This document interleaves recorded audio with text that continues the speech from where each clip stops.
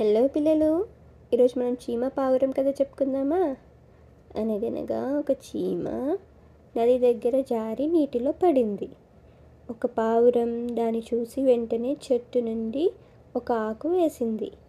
చీమ ఆ ఆకుపై ఎక్కి బయటకొచ్చింది. కొన్ని రోజుల తర్వాత వేటగాడు ఆ పావురాన్ని పట్టుకోవడానికి వల వేశాడు. అది చూసిన చీమ అతని కాలి మీద కరిచింది. వేటగాడు నొప్పితో వల వదిలేశాడు. పావురం హ్యాపీగా ఎగిరిపోయింది. మనకు ఈ కథ ద్వారా తెలిసిన నీతి ఏమిటి? చేసిన మంచి ఎప్పుడైనా తిరిగి వస్తుంది. చీమ పావురానికి మంచి చేసింది, పావురం చీమకు మంచి చేసింది. అర్థమైందా మీకు? సరే మరి రేపు ఇంకో కథతో కలుద్దామే. బాయ్.